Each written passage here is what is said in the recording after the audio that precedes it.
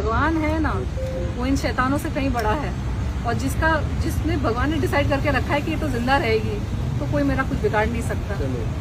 तो अब मैं एक्शन, एक तो मुद्दा शुरू हुआ है राखी का, वो उसी मुद्दे से कनेक्टेड है क्योंकि मीटू मूवमेंट के टाइम पे दर्ज हो गया है ना राखी सावंत को, वही प्रक्रिया चल रही है, वही प्रक्रिया चल रही है। अच्छा मैम, फाइनली मैम आप मानती हैं कि जो भी जितने भी अटैक्स हुए आप पे, जो भी आरोप लगाया है, जैसे कि आर्टिकल्स की बात करें तो सभी नाना पाटेकर के थ्रू कराया गया, क्योंकि कहीं ना कहीं उन्हीं का नाम आ रहा है आप पे? मेरे और तो कोई दुश्मन है नहीं, मैं वैसी तो हूँ नहीं राखी सावंत के जैसे कि हर साल किसी नए इंसान को लेकर उस पर एलिगेशन लगाना शुरू कर दूँ। मुझ में उतना संयम है और क्लैरिटी है। मैंने इतनी सारी पिक्चरें की। कभी आप लोगों ने सुना कि मेरे किसी सेट पे झगड़े हुए? कभी आप लोगों ने सुना कि किसी हीरो के साथ मेरी फाइट हुई या किसी हीरोइन के साथ मेरी फाइट हुई? मैंने 16 फिल्में करी हैं, मेरी फिल्में हिट गई है। मैंने 5 साल मैंने जम के काम किया, मैंने हंड्रेड्स ऑफ स्टेज शोज किए हैं, मैंने इवेंट्स किए, ब्रांड्स का काम किया। कभी आपने सुना कि कहीं मेरी झड़प हुई, मेरी कहीं फाइट हुई?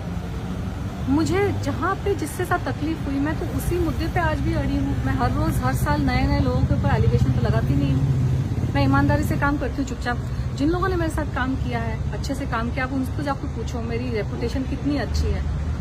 इस नाना पाटेकर ने, इस राखी सावंत ने मेरी रेपुटेशन की धज्जियां उड़ा दी ना। मुझे यहाँ काम चैन से काम करने दिया। अमेरिका में भी जाके मुझे कामकाज को लेकर बहुत तकलीफें हुई। अलग अलग झूठे झूठे एलिगेशंस लगाए, पर्सनल लाइफ पे अटैक किए, झूठे एलिगेशंस लगाए, शादी वादी की चीजें मेरी स्पॉइल हो गई। तो ये शैतानी लोग हैं, इनकी शैतानी प्रवृत्ति है। इनको झूठ के बेसिस पर अपना साम्राज्य चलाना है और उनको ये भी पसंद नहीं कि कोई उनको आईना दिखाए। ये प्रताड़ित करेंगे सामने वाले को और चाहेंगे कि सामने वाला प्रताड़ित हो जाए और चुपचाप सह ले। अरे भाई क्यों सहे? भगवान ने पैदा किया है, धरती पे लाया है, ईमानदारी से अपनी रोटी कमाती हूँ, किसी के बाप का नहीं खाती मैं। मुझे चैन से जीने दो और मुझे चैन से काम करने दो, बस यही मेरी इच्छा है। न मेरी कोई एम्बिशन थी कि मैं कोई महारानी बन जाऊं। परेशान भी करेंगे, कंप्लेन भी मत करो, कुछ बोलो भी मत। क्या है यार, क्या हो रहा है यहाँ पे? अच्छा तनुश्री मैम, एकाएक क्या बात हो गई जो कि 4 साल के बाद तनुश्री दत्ता जाग गई और कंप्लेन करने आ गई? इसके पहले क्यों नहीं कंप्लेन की नाना पाटेकर के खिलाफ इस तरह की? नहीं, जागने की बात नहीं है। नाना पाटेकर के खिलाफ तो 2018 में कंप्लेन में दर्ज हो गई थी। तो ये नाना पाटेकर को लेकर, मूवी को लेकर ये जो कंप्लेन जो है, ये राखी सावंत पे, राखी सावंत का ये कंप्लेन है। नाना पाटेकर का कंप्लेन 2008 में भी दर्ज हुआ था एफआईआर, जिसमें पुलिस ने कार्यवाही की नहीं थी और पुलिस ने उसको ठीक से किया नहीं था। इसे 2018 में वापस से मैंने उस चीज को किया और वहाँ पे भी प्रेशर में आके बहुत मेरे विटनेसेस को डराया धमकाया गया और विटनेसेस को यहाँ वहाँ किया गया।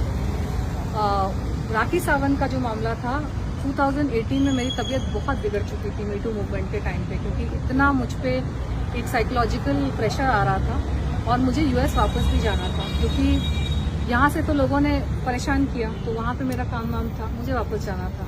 तो अब जब मैं वापस आई हूँ और अब मेरे पास वक्त है, क्योंकि आप समझ सकते हैं कि मुझे तो देखने वाला कोई नहीं है ना, मेरे आगे पीछे कोई नहीं मुझे देखने वाला, तो मुझे तो अपनी रोजी रोटी कमानी पड़ेगी ना।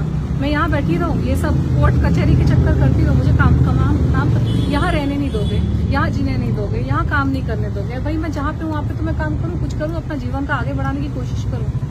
तो हमेशा पॉसिबल नहीं होता है कि हर चीज़ को तुरंत कर देना। और राखी सावंत जैसी जो लोग होते हैं वो जितनी गंदगी कर देते हैं ना, सामने वाला इंसान इतना धक्के से शॉक हो जाता है कि सामर्थ्य आपका टूट जाता है कि आप डील कैसे करें। अभी तो मैं वीडियोस देखने को मजबूर हो गई हूँ, क्योंकि एफआईआर के लिए पूरा डिटेल देख कर आपको सेकंड बाय सेकंड बहुत वो करना पड़ता है।